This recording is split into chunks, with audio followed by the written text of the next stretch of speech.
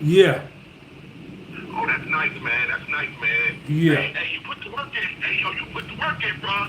I've been grinding since me and you met on Central Avenue that time. Hey, you built that motherfucker from the ground up. Yes, I did.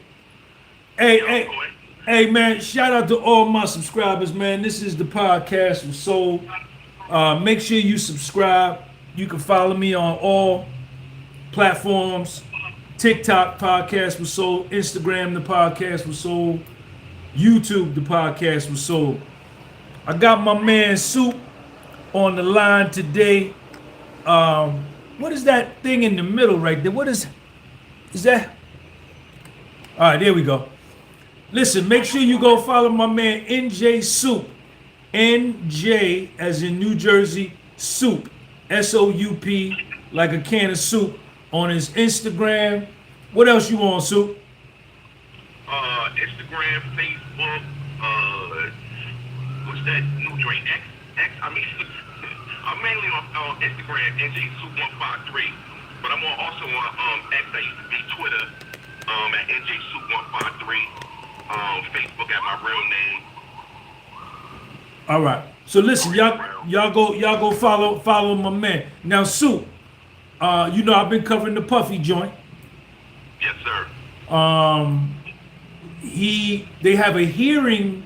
There's a hearing a week from today. I don't know what that hearing is about. I know that his lawyers put in for a Rule 29, which was an outright acquittal, and a Rule 33 requesting a new trial just on the prostitution charges, and then his sentencing is October the 3rd. Now, your story, you did Fed time, right? Yes. How much time you did? 52 months. Okay. Now, so when you got sentenced, were you sentenced according to the guidelines? How did that work? Can you talk a little bit about the guidelines and how that works? Yeah, I would say it's to the guidelines because my charge carried a mandatory minimum. So when you have a mandatory minimum, which you know, you've been in the Fed, my guidelines, they couldn't go under 5 years because I had a mandatory minimum of 100 grams of heroin or more. So my mandatory minimum was 5 years. But my guidelines was 57 to 71 months. Okay, that's where you fell on the sentencing guideline table.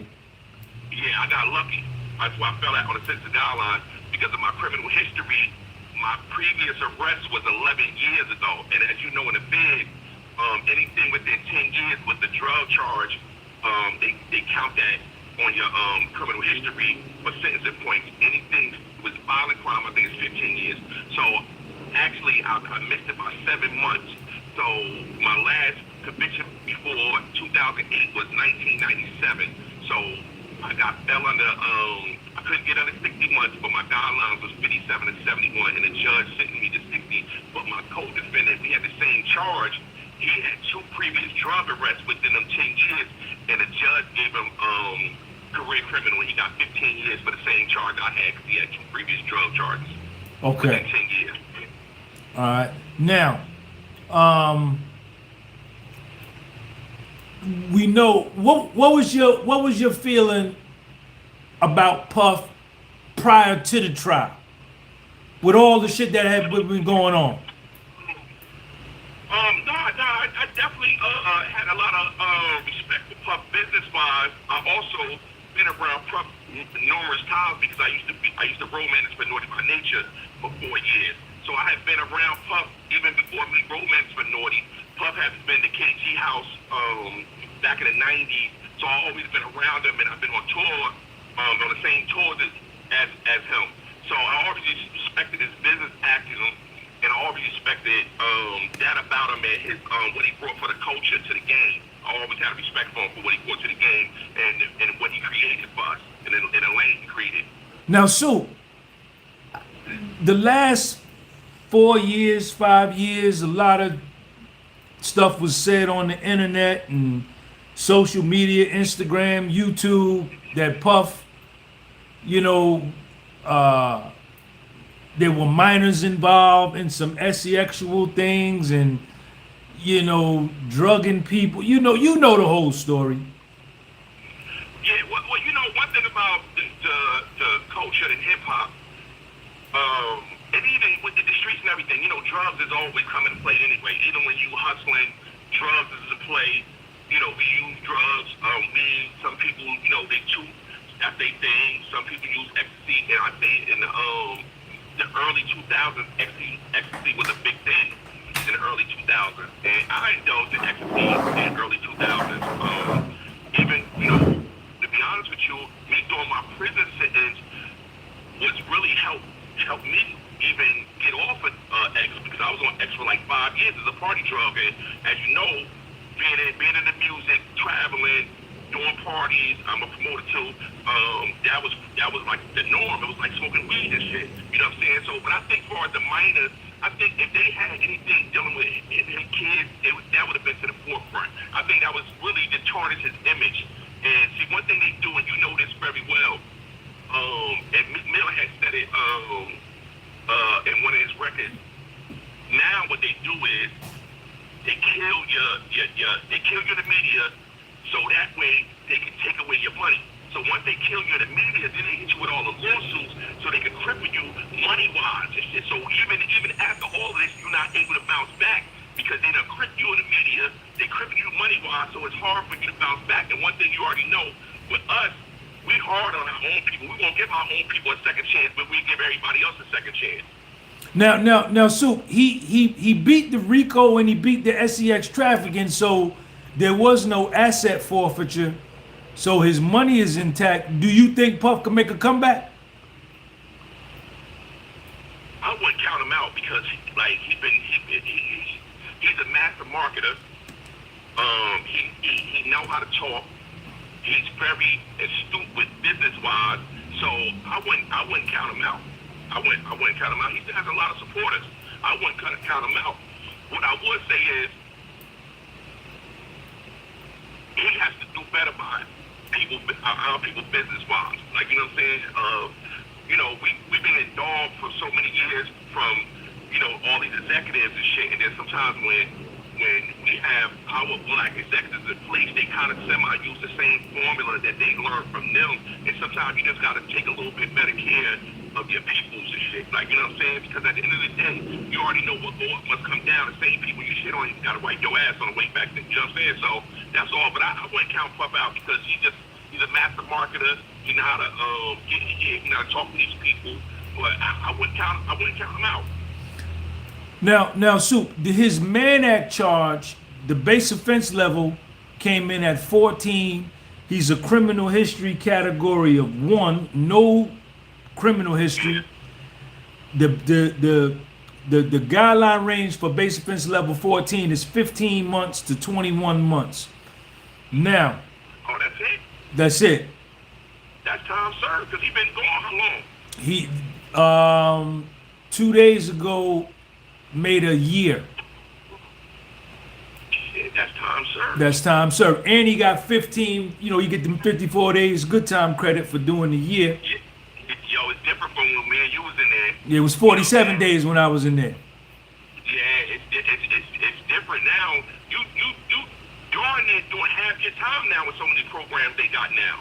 So that's why, like, even when they had said something about somebody just came home. I think it was Jim Jones, man, that just came home. I can't think of his name. I know you're talking about. Yeah, they said he came home. He supposed to get 10, he came on 7, but people don't realize the laws changed so drastically in the last 5 years that now you can program and really do damn near half your sentence now. Like before, when we was in there, if you had a 10-year sentence, you was doing 8.5 off that, get a year halfway house. If you had a drug conviction, you might get the RDAP program, which I got the RDAP program, but I was you used to get a year off and 6 months mandatory halfway house. But I was in Fort Dix on my end of my year, and Fort Dix is, as you know, is the biggest correctional pen in the federal facility in the feds because it holds 5,000 people, 2,500 on each side. So it was so backed up, I was only able to get 5 months off because I got in there late. So you're in there doing, if you get a 10-year sentence and you supposed to do 8.5, you damn near doing 4.5, and you're in the halfway house for like 2 years. Now, almost a week now. now, Sue, um, what's the procedure that you heard the time that you did? I know you talk to a lot of niggas in there, and they talk about this sentence and the sentencing guideline range. Can the judge just wake up on his own and on a whim say, "Yo, I'm gonna do an upward departure on you, and I'm gonna give you all this time. Fuck the sentencing guideline range," or does the judge have to adhere to the guideline range? What's your experience with that? He has to adhere to the guideline range. Like, so if he fall on, just say, like you said, a 15 to a 21 months, he can go to the 21 or you the low end.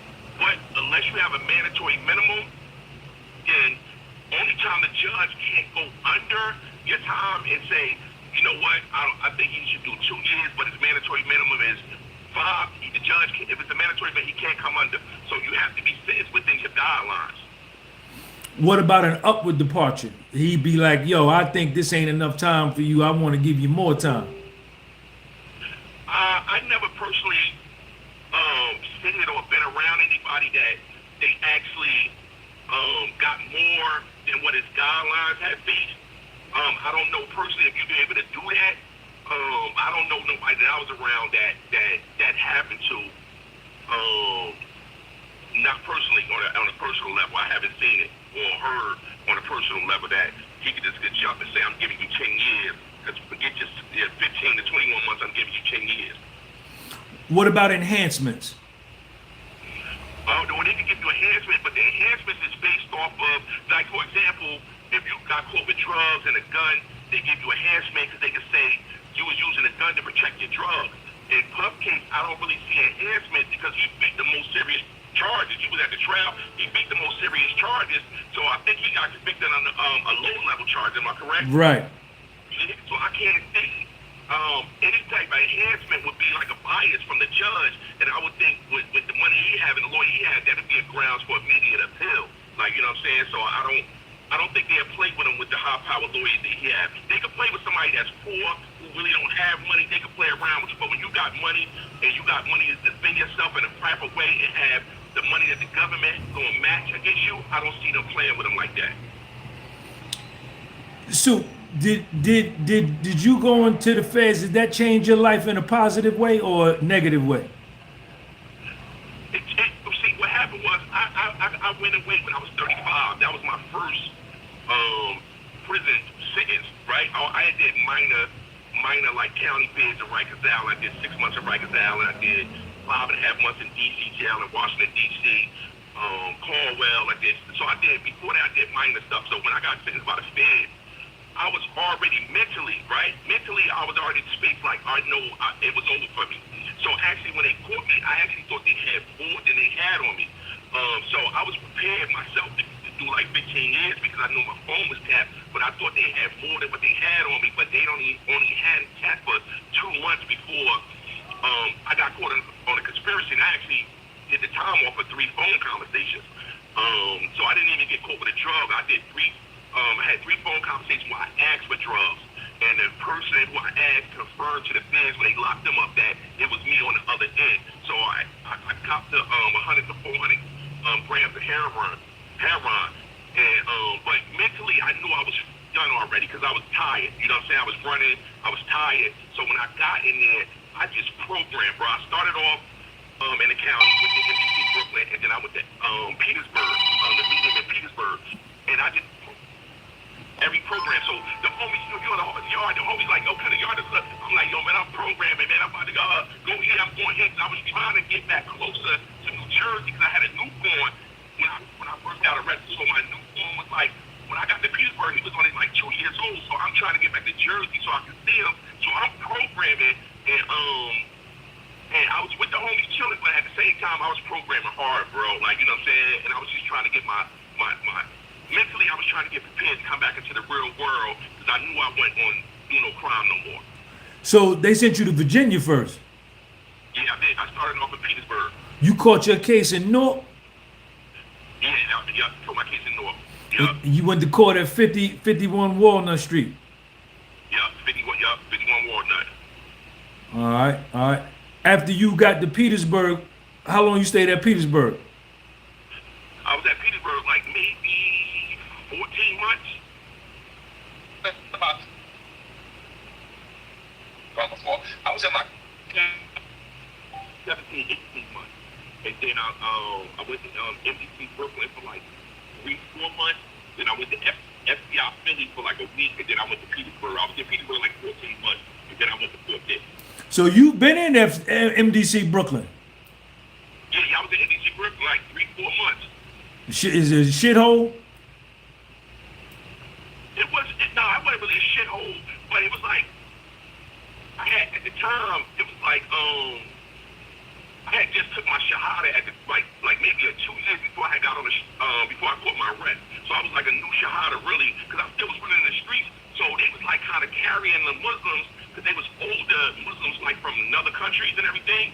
So they was kind of like carrying the Muslims, like when you went to pray, they was like doing haircuts, and they wouldn't get out the room when it was prayer time and all that. And you know, I'm kind of like ignorant, bro. Like, you know what I'm saying? So I can't remember the two dudes. One was from Harlem, one was for the Bronx. Man, them was got real tight buddies up there. So we was talking about like, yo, man, there ain't no black person in the kitchen. Did this and the other. So we like took a stand. So one of my homies was like, "So nah, man, they back on a rent. They about to get transferred somewhere else. Don't ride." I said, "Nah, bro, I don't like oppression and shit, bro." I'm like, "Yo, no, we ride." So we end up about to go to war in there in MDC over the room you pray in, that same room the haircut. Us not having a black person in the kitchen. So we also went to war, and then the head guy from the Dominicans, they was like, "No, y'all have Caesar right. Y'all supposed to have one," and they ended up. And I'm just passing through. Right. I can't be oppressed. I'd rather die before I be oppressed. You in transit. So, huh? You in transit. Yeah, I'm in transit, so I'd rather die before I feel oppressed. Like I don't like bullies, and I don't like to be oppressed. So we ended up getting that and everything. But it was a decent spot. It's really like a holding facility and shit. Like, you know what I'm saying? Yeah. Now, FDC Philly was a shithole. FDC Philly. Yeah, that was a shithole. Yeah, yeah. How long you stayed down there? A week. And then I was ready to get the hell up out of there, y'all. Yeah. So, yeah, that's what I wanted to get with you on, man, just to see. Now, do you think that, you know, because what came out at the trial is that Puff was heavy into the drugs and, you know, the lifestyle he was living with the women. And do you think that this sit down that he's having for 13 months or 14 months, you think, I know you can't speak for the man, but you think it made him sit back and say like, "Yo, what the fuck am I doing?" Yeah, I think so, because you get time to reflect. You know, one thing about me, that was one of the things I ran for so long, right? I came off the porch in '84. I was 12 years old when I started hustling, right? So I didn't really do prison time until I was 35. So I'm in the streets for 23 years running. You know what I'm saying? So when they sat me down, that's when I had time for reflection. That's when I realized, like, yo, I was addicted to G's and shit. Like, you know what I'm saying? I didn't really, when you running, you don't realize you're addicted because you're moving. This is like, you still getting money. You having your way out here. I'm clubbing 3-4 nights a week. You know, we spending 2,000-3,000 in the club a week. We going crazy out here. And when I got sat down, I was like, yo, I realized how tired I was. I slept for like the first 2 days. I didn't really come out my room because I was tired. And then I was affecting. And so... Affecting? Like, you know, off the E's because I wasn't... Okay, right. Okay. So, you know, I'm going through my phases of withdrawal. Right. Because I was taking E's damn near every day. 2, 3. And you know, I'm a big guy. So I used to take tools. I used to dump tools every time I dump. So... if it's 7 days out of the week, I'm smoking $200 a day in weed. I'm drinking every day, and I'm taking E's 4 days out of the week, and I'm selling drugs 100 miles an hour and shit. You know what I'm saying? Every day, you know, that's coming outside every day. So when I got sat down and I started reflecting on my life, and you start really being to yourself in that room, and you start thinking, and you start like, yo, you know. say to yourself, like, damn, I was out of control. I lost sight of what the goal was. Because, you know, when we hustle, we get money, sometimes you start, you know, you having sex with different women every night, you know, you chasing drugs, you chasing weed, you chasing money, you chasing sex. That shit can consume you, man. And you don't realize how much consuming you doing, and you trading souls with strangers, and you just trying to hit. But in reality, when you sit back, you like, man, I'm trading my soul with a stranger.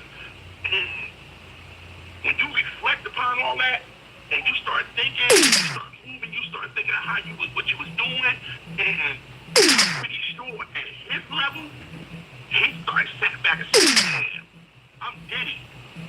You know what I'm saying? Like, it's like, I'm on the East Coast, it ain't nobody bigger than Diddy. On the East Coast. You know what I'm saying? So it's like, yo, I'm wild. So I'm pretty sure he sat back and reflected upon himself as the drugs going, the weed going, the liquor, everything out of his system. He has a clear mind to think.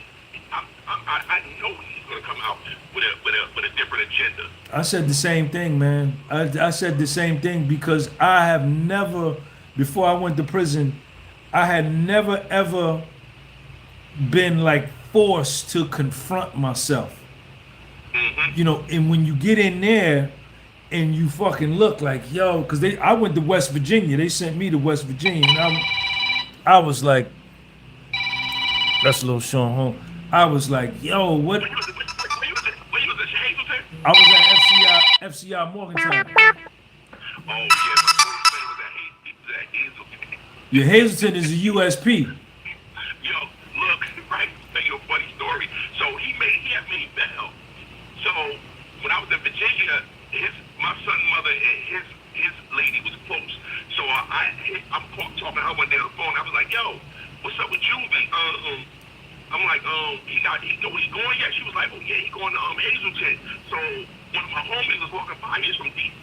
He just left Hazleton. So I was like, yo, come here. I'm like, Mom, come here. I'm like, yo, Mom, I'm about to go to Hazleton. And go like, how that joint is shit? You know what I'm saying? He was like, yo, Sue.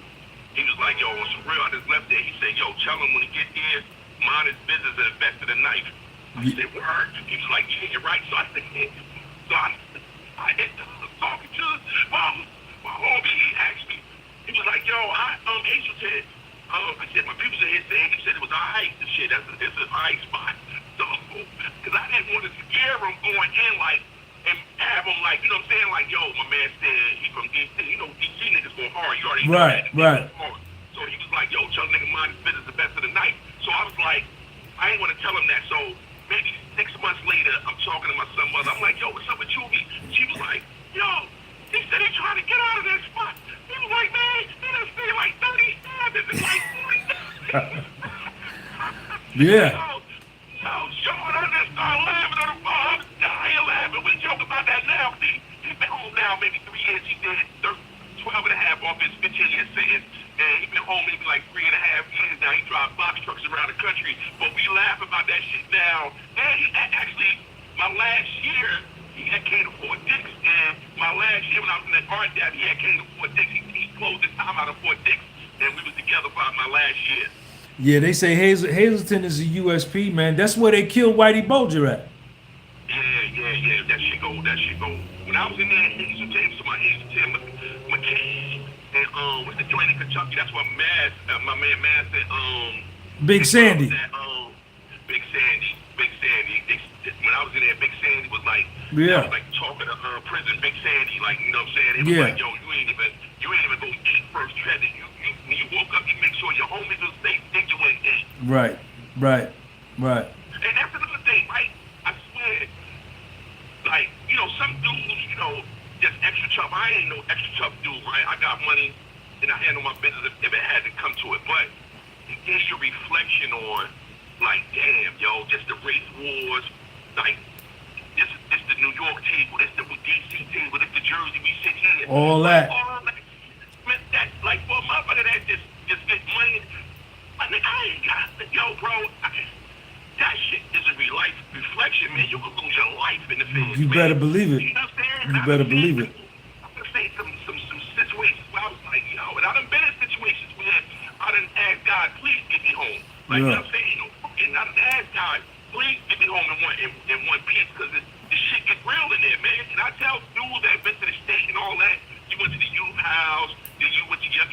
jail and you went to your state prison, bro, that shit don't mean nothing. You touch that federal, you locked up with dudes around the country. Around the world. Around the world. Yeah, around the world, because they got dudes that they ship in from other countries. Yeah. Catch cases. And because even before Dixon was hella dudes from El Salvador, Colombia, Africa, Russia, Ukraine, all of that. So it's like they don't care about your name and what you did. And you gotta put that work on it all over again. Yeah. You know? Yeah. So, Yeah, well, it's so definitely reflection. yeah, man. Well, I think you know, I'm pulling for Puff, man, and I think you know, people that have never been to prison, you're gonna fully understand what I'm saying. You know, I needed the 16 months I did benefited me from my mentality of who I was and who I thought I was before I went. But like you say, when you get in there and you reflect and you look, you be like, oh man, look at this, I did this, I did. It changed me, man. It changed me, and it changed me for the better. And I think that this time that Puff is doing, I think he's gonna look at it and say like, it helped me, man. It helped change me going forward, and I think he's gonna make a comeback, man. Yeah, most definitely, because you see what he done been through over the years, and he bounced back, he bounced back, he bounced back. He's one of them dudes that he just got too much drive in him, man. He wanna win, he wanna win, so he wanna win more than he wanna breathe. Yeah. Yeah. You know what I'm saying? He Yeah. wanna win more than he can breathe, and he don't stop. And man, there's no denying the music he gave us, man. Talk about it. Like, there's no denying that catalog, man, and what he done, and just taking it to another level of the liquor, the clothing. Yes, he touched every aspect of that, of black excellence. Yeah, and he opened up job opportunities for black executives in the music, cameraman, video editors. You know, he opened up Producers, all of that. like everybody see the rappers, but they don't see the behind the scenes, the road managers. All of that. Like the videographer, the cameraman, the makeup artist. A&R, fashion design, all of that. Yeah. It's similar to, like, you know, the music business creates so many jobs, similar to the criminal justice system creates so many jobs. Like, you know what I'm saying? And like, they can't shut down they can't shut down drugs, because they shut down drugs, then how many people losing their job if nobody's going to jail? Right. Right. And we don't need probation officers. We don't need supporting police. We don't need correction officers. We don't need psychiatrists in the jail. We don't need wardens. And so many people make money off of the criminal justice system and people in prison. And so many people, look at the money that you spend on the telephone, right? These people are making $30, $40 million a year, billions off of you using telephone, off of commissaries. There's so much money to be made. Prison adultship system, man. You know what I'm saying? But we put ourselves in that position, and it's like, you know, like our Prince said in his book, you know, the game is dead. I wish I had really, when I read his book back in the early 2000s, I wish I would have heard to it, because we playing a game that we really can't win. Yeah, I'm done. They made a believe out of me, because I said, Sean, I said, I saw some real gangsters, and I said, Sean, you was just playing. You was just joking. You wasn't not even in that league. And I made a decision just to be with my son when I got out, you know. And you said some real, and I ain't gonna lie, I had that experience, like, you do things like, you think you tough, and you run into some real life tough motherfuckers, this shit, you can be like, oh, this you're like, oh, this is I remember my homie, came from Fort Dixie. I called with the phone. He was down there with Shaw Hartwell. He got called with the phone, and he came to Petersburg. And he had got there, and we walk in the yard, so I'm telling him different stuff. So as we walk in the yard, I keep hearing, we walking by the fabric, I keep hearing scraping, right? So every time we walk by, right? So I'm like, yo, I think motherfucker sharper than a knife and shit. So I look, I see two white boys, and they sharper than a motherfucking knife. I'm like, oh yeah, shit about to go down. I said, next yard move, we out of here, because we ain't got nothing to do with that shit. We out of the next yard move. But, man, this shit, that bad shit is real, man. Yeah. You go to some spots, and I ain't been to Petersburg. The time was a medium high, but I had never reached the penitentiary. But I know my homies that been in the penitentiary. I heard them stories, man. Yeah, that shit is real. The penitentiary, it can go down. It can go down in any spot. Yeah. But the hood in the penitentiary is maybe 10 days, 15 days out of a month. It's active and shit. You know what I'm saying? Yeah, they be on lockdown all the time.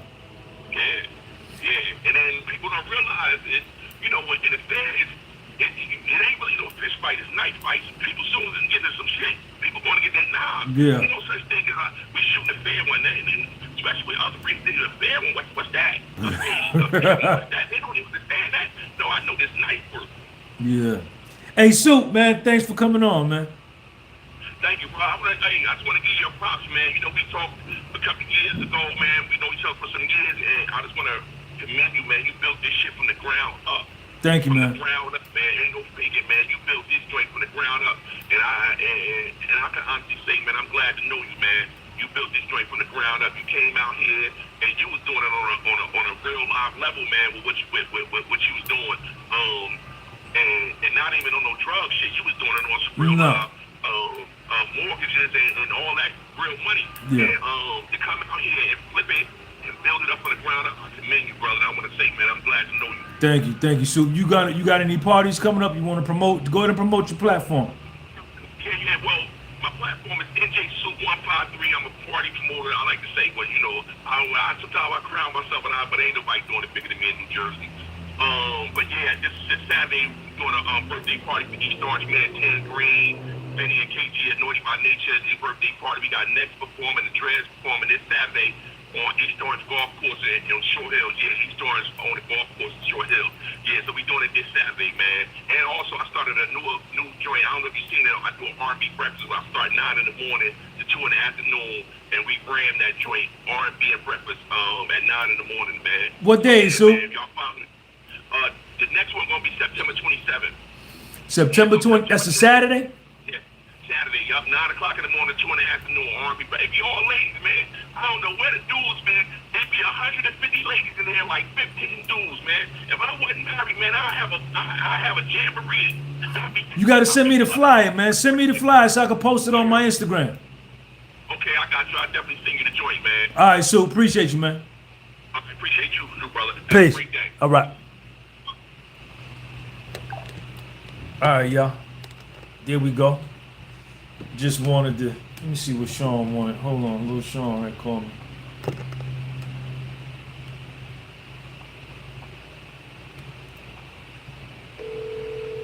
So I just wanted to get another person, another dude I know that's done Fed time to come on and talk about the federal experience, the sentencing guideline range, and you heard him say, that the judges got to go by the sentencing guideline range.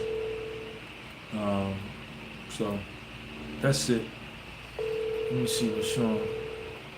I gotta call this other person back too. That called me. Yeah. Let me get this call, y'all. I'm gonna holler at y'all later. Peace.